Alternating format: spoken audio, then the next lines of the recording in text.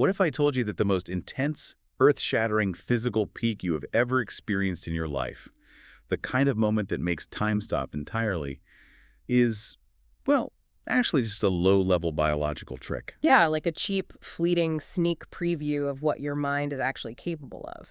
Right. Because usually when we talk about success or happiness, we treat it like building a house. Sure. You lay down a solid foundation, put up the walls, finish the roof, and then you just sort of, I don't know, sit inside. Exactly. You get the promotion, you find a partner, you establish a routine, you reach this manageable baseline of contentment. And we have totally been culturally conditioned to aim for that predictable plateau. We want things to be visible and stable. But the source material we are exploring today shatters that ceiling entirely. I mean, it suggests that humans are not meant to plateau at all. We are meant for an infinite vertical climb into a perpetual state of ecstasy. Which sounds wild, I know. But that brings us to the mission for today's deep dive. We are looking at excerpts from an incredibly fascinating, deeply esoteric text titled The Peak Experience and Bliss State of Life. And for you listening right now, I need to warn you that this text is a complete genre-bending roller coaster. Yeah, it starts firmly rooted in Western clinical psychology and then suddenly plunges into these intensely visceral, overwhelmingly physical descriptions of human ecstasy. Right, and then it ultimately asks us to reconsider the entire fabric of reality through the lens of ancient Eastern mysticism. Our goal here is to extract the literal blueprint this author lays out, giving you the conceptual tools to transcend what the text calls the dense fog of daily life. So, okay, let's unpack this. Before we can figure out how to live in a state of eternal bliss, we need to know what we are actually aiming for. What does this zenith even look like? Well, to build that foundation, the text surprisingly starts with a very familiar face in Western psychology, Abraham Maslow. Oh, right, the hierarchy of needs guy. Exactly. For Maslow, self-realization sits at the very top of human potential. But the author zeroes in on the ultimate, most intense manifestation of that, which Maslow termed the peak experience. Okay. The text defines this not just as like a fleeting good mood, but as a strong identity experience. A strong identity experience. I actually love that phrasing because it implies a real mechanism. At your highest moment, you aren't just absorbing a positive external event, you're experiencing the absolute core of who you are, completely unfiltered. Yeah, and the text actually lists 18 specific characteristics of this peak state. 18 is a lot to get through. It is, yeah. Mhm. So rather than reading a manual to you, we can group these into 3 distinct buckets to explain how this mindset actually functions. The first bucket is essentially the flow state. Okay, so like being in the zone. Exactly. The author describes this as being like a vigorous river flowing entirely unhindered. But the mechanism here is crucial. It's not just about competence. It's about a state where you are handling things with such great facility that you are totally absorbed in the present. You're just improvising at will. Right. The friction between your intention and your action disappears completely, making everything you do feel entirely effortless. It's that feeling when time just evaporates because your brain has stopped monitoring yourself. Yes, exactly. Now, the second bucket the text outlines is purity and peace. It describes feeling as unsophisticated and pure as a newborn baby. Which sounds poetic, but psychologically, I mean, that implies you've completely shed the adult conditioned lens of the world. Precisely. You are free from worldly affairs, completely devoid of hostility, and deeply optimistic. All those inner struggles and defense mechanisms, they just dissolve. You're left completely clear and bright. Wow. And that dissolution paves the way for the third grouping, which is where the text shifts from psychology into something profoundly spiritual. Mystical ecstasy. Mystical ecstasy. That's a big jump. It really is. The language here becomes highly elevated. It describes immersing oneself in the ecstasy of delight, becoming an integral part of nature by literally losing oneself and melting into it. So the boundary between the individual and the universe just collapses entirely. Exactly. Yeah. You feel completely unworldly, you view spiritual pursuit as supreme, and you radiate an overwhelming gratitude for the divine. If I can try to ground this in something you might have felt in your own life, listening to this, think about the zone that elite athletes or incredible artists describe. You hear them say things like, the game just slowed down, or the instrument was playing itself. Right, that total immersion. But this text is taking that concept and turning it up to a spiritual 11. It is not just about executing a physical task perfectly. The mechanism is total ego dissolution. You stop doing, and you just become. You transition entirely from action to existence, but the text itself poses a very pragmatic question at this point. How many people actually live in this state? I'm guessing not many. Very few. So if this is the peak of human existence, how does a normal person trapped in the fog of daily life actually trigger this mind-bending state? And this is where the text takes a massive left turn.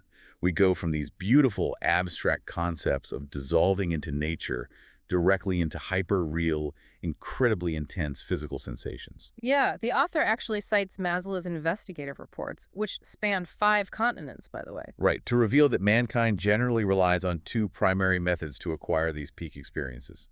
Just two: music and sex. The author identifies sexual climax as the most universally common pathway to the peak experience. And rather than speaking about it clinically, the text uses raw first-person accounts to illustrate what this physical peak really feels like on a neurological and biological level. I want to read a few of these quotes directly from the source because they are incredibly vivid and, honestly, almost overwhelming. These are real people describing their absolute climax states. Go for it. One person says, "I have a vague sense of vertigo, that exciting warmth, fullness, wetness, and power." Wow, yeah. And another describes it as a sudden gush of roaring fire, strong, devouring, wonderful. The language there really speaks to a complete sensory takeover. I mean, the conscious brain is effectively overridden by the physical body. It really is a hostile takeover of the senses. Yeah. There's even this intense, lengthy description where someone says the sensation grows until it becomes a rapid, high-altitude, screaming rocket with blast-like pleasure that appears in their physical organs and radiates throughout their entire body. Wow. Yeah. They describe violent bodily convulsions and their body tightening into a steep peak of bliss where everything else in the universe just ceases to exist. It is a total biological surrender. Here's where it gets really interesting, though. Because, wait, I have to push back on this text here. Okay, what's the hang-up? If our ultimate goal here is spiritual enlightenment and transcending the fog of daily life, is this just about biology? Because screaming rocket blasts in your physical organs, blood rushing, violent bodily convulsions, that sounds purely physiological. Does sound like that, yeah. It sounds like a massive dump of dopamine and endorphins in the brain, not a profound spiritual transcendence. How does a chemical rush connect to the eternal bliss state we are supposedly aiming for? Well, what's fascinating here is that the text completely anticipates that exact objection. This is actually the major plot twist of the source material. Oh, really? Yeah. The author fully validates these intense sexual experiences, acknowledging them as genuine, authentic, peak experiences, but then immediately categorizes them as low-level and short-lived. Low level, after describing it as a devouring, roaring fire and a screaming rocket. I know, right? But the intensity isn't the issue. The sustainability is. The text argues that mankind's sexual love experiences are merely a temporary biological glimpse of a much higher spiritual reality. Okay, I think I'm tracking. When the libido awakens someone, it is powerful enough to briefly shatter the dense fog of daily existence, but it fundamentally cannot last. The human nervous system simply cannot sustain that level of output. Right, if you stayed in that state of violent bodily convulsion and roaring fire, your biology would literally break down. Exactly. So you inevitably crash back down to the baseline. Okay, I see the logic. The biological climax is just a sneak preview of the main event. It takes you to the mountaintop for a few seconds, so you know the mountain exists, but it fundamentally does not let you live there. That is the core limitation of relying on biology. And this realization leads us directly to the Buddhist concept of the Elysium world. The Elysium world. Yeah. According to the text, the supreme realm of Buddhist study is entering this Elysium world, which is defined as being immersed in those peak experiences eternally. Not for a few fleeting seconds of chemical rush, but forever. But if the physical paths we just talked about are short-lived by their very physiological nature, how in the world do we make that peak experience permanent? Like, what is the mechanism for staying on the mountain? The text provides a very clear diagnostic for that. We must move from external dependence to internal wholeness. To attain eternal peak experiences, one must achieve a state it calls self-harmony. Self-harmony. Let's break down the mechanics of that because the text uses a brilliant visual for this. It brings in the Taoist concept of the yin-yang fish, the classic Taijitu symbol. Right, the black teardrop with the white dot and the white teardrop with the black dot perfectly swirling together in a closed circle. Exactly. Well, the text argues that a life must possess both yin and yang internally. Think of yin as the receptive, yielding energy, and yang as the active, driving energy. To reach the Elysium world, you have to become completely free from needing what the author calls an external sexual supplement. Meaning, If your bliss relies on another person or a physical act, you are essentially outsourcing your joy. Yes, you are held hostage by the external world. True bliss requires being in a state of absolute oneness, embodying both male and female energies entirely on your own. So you aren't seeking out an external experience to fill a void because there is no void. The engine generating the bliss is entirely internal. Exactly, an internal engine. But what does this actually mean for you, the listener? Do we just sit in a dark room, cross our legs, and meditate until we balance our internal energies? How does a normal person actually build this internal engine? Well, the author of the text refuses to leave us hanging with just vague philosophy. They lay out an enormous, complex, and highly systematic project of self-refinement to actually attain this self-harmony. Okay. There is a literal four-step methodology to reach eternity. The roadmap to the mountaintop. Let's dig into these mechanisms. Step 1 is, you must deweed your soul garden completely. Deweeding the soul garden requires aggressive internal maintenance. If we go back to those 18 characteristics of the peak experience, like being free from hostility and full of purity, you can't just pretend to be peaceful. You have to actively pull out the psychological roots of anger, jealousy, and ego that are growing in your subconscious. So if step 1 is tearing out the bad roots, the anger and the ego that are actively poisoning your current life, I imagine step 2 has to be dealing with the historical baggage we've already accumulated. Does the text get into karma here? It does, which brings us to step 2. You must pay back all your debts from all of your past lives. Wow, okay, that is an extreme cosmic audit. It really is. You aren't just clearing the debts you incurred yesterday by being rude to a coworker. You are tasked with clearing the spiritual ledger of your soul across multiple lifetimes. That's intense. The goal is to achieve a state of being entirely free from entanglements, ensuring you have no karmic strings attached to you anywhere in the universe. So paying off the debt essentially zeroes out your spiritual bank account. You stop the bleeding. But if you want to actually get to the Elysium world, you have to build wealth, which takes us to step 3. You must accumulate enough merits and virtues in heaven. Right. Once the debts are paid, you must build a massive surplus of positive spiritual currency. This means your actions, your thoughts, and your contributions to the universe must be overwhelmingly positive. Generating a reservoir of merit that elevates your spiritual standing. Exactly. It is the ultimate internal landscaping project penned with universal philanthropy. But here is where the text takes a turn that genuinely surprised me. Step 4 is, your consciousness must ascend to the perfect state, like a celestial being or a Buddha. And what's fascinating is that the author doesn't treat this progression as an abstract thought experiment. No. We go from Abraham Maslow's textbook Psychology to the author describing an actual physical commune. The text mentions the new oasis for life, built specifically for people they call Chanyuan celestials. A real-world community. Yeah, it's described as a meticulously designed real-world environment intended to help people experience joy, reach that self-harmony, and ultimately enter what the text calls the celestial island continent. It is a remarkably bold application of philosophy into a lived, physical community. The author is attempting to construct an environment that actively facilitates this 4-step process. It's ambitious, to say the least, but this brings us to a critical threshold in the text. To actually accomplish that final monumental step-ascending consciousness to the level of a Buddha or a celestial one has to fundamentally alter how they view reality itself. Okay, how so? Well, you cannot reach the celestial island if you are still anchoring your truth in the physical world. That makes perfect sense structurally. If you are still obsessed with the roaring fire and the screaming rocket of physical sensations we talked about earlier, you are still trapped in your biology. Right, you're still navigating the fog. So what is the mechanism for altering our entire view of reality? To explain this profound shift, the text introduces the wisdom of the Bodhisattva Avalokiteshvara from the ancient Heart Sutra. Okay, that is quite the title. It is, yeah. But for context, our bodhisattva is a being who has essentially reached the edge of ultimate enlightenment, but chooses to delay entering nirvana in order to help others achieve it. Wow, okay. And the core revelation this bodhisattva offers is a massive paradox. The tangible comes from the invisible. The tangible comes from the invisible. Let's really think about that because it flips our entire understanding of the world upside down. It really does. When you look at the device you are listening to this on or the floor beneath your feet, you think of it as real, as solid, as undeniable truth. But the Heart Sutra argues that all forms, feelings, thoughts, and our physical behaviors are entirely illusions. Exactly.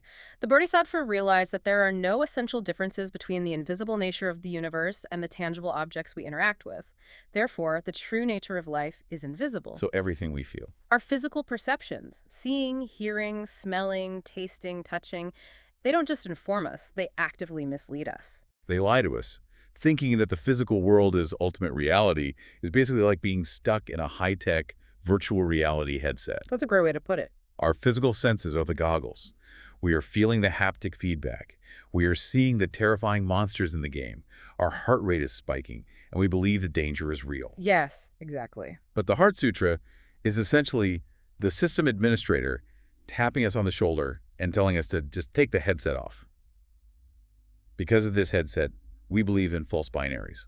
We believe in good versus evil, life versus death, ego versus non-ego. But the text says none of these things have actual birth or death. They don't increase or decrease. They simply don't exist the way our biology tricks us into thinking they do. It's all an illusion. Right. And if we connect this to the bigger picture, this realization is the ultimate key to unlocking the eternal peak experience. True, everlasting ecstasy isn't about endlessly chasing the physical highs of music or sex. Because those are just part of the VR game. Precisely. It is about realizing that the physical realm itself is the illusion. When the Bodhisattva relied on this transcending wisdom, he was entirely free from worry. He overcame all fear because the mechanism of fear requires you to believe you have something real to lose. And you cannot fear losing something that you understand is fundamentally an illusion. Exactly. He took off the VR headset, left behind the distorted, illusory world, and attained nirvana. And the text doesn't just leave us with the philosophy, it gives us an exact tool to trigger this realization. A great spiritual mantra. Yes, an unequaled mantra that removes all suffering. I have to read this because it is just so vibrant and urgent. The translation the text provides reads, "Go, go, go. Go to the other shore with transcending wisdom. Go to the realm of freedom. Go to attain enlightenment soon. Just go." Just go. It is a beautiful, urgent call to action. It demands that we abandon our comfortable illusions and step into the infinite reality that is waiting for us. It really is an incredible journey. So, to wrap up our deep dive today, let's look at the immense territory we have just covered with you. We started at the peak of Western psychology with Maslow, trying to understand the human need for self-realization and those moments of pure flow. Right. We dropped down into the visceral, hyper-intense biological realities of physical ecstasy, realizing that while music and sex give us a brief flash of heaven, they are physiological tricks that inevitably burn out. Yes, they can't last. We then learned that to keep that high permanently, we have to look inward, building an internal engine of yin and yang until we achieve total self-harmony, completely free from external crutches. The Elysium world. Exactly. And finally, using the ancient wisdom of the Heart Sutra, we learn that we have to cross to the other shore by accepting that everything our senses tell us is an illusion. That is how we finally escape the dense fog of daily life. It is a remarkable progression, moving entirely from the limitations of the physical body to the boundless freedom of the ethereal mind. But before we finish, the source material leaves us with a rather profound paradox to consider about how we live our daily lives. I love a good paradox. What does this leave us with? Well, if the ultimate eternal peak experience requires us to realize that all physical sensations, what we see, what we hear, what we touch, are merely illusions, does our modern society's obsession with chasing sensory experiences actually harm us? Oh, wow. Think about how we live today. We spend so much time documenting physical pleasures, chasing the next thrill, constantly trying to optimize our physical comfort and curating our external reality. Yeah, constantly. If the author of this text is right, does this constant exhausting pursuit of the tangible world actually pull us further and further away from true lasting joy? By obsessing over the physical, are we just reinforcing the very ceiling that is keeping us trapped on the plateau? Wow. Are we reinforcing our own ceiling by obsessing over the VR headset? That is a heavy, incredible thought to leave you with today. Thank you so much for joining us on this deep dive into the absolute peak of human existence. Keep exploring, keep questioning everything those senses of yours are telling you, and we will catch you on the next one.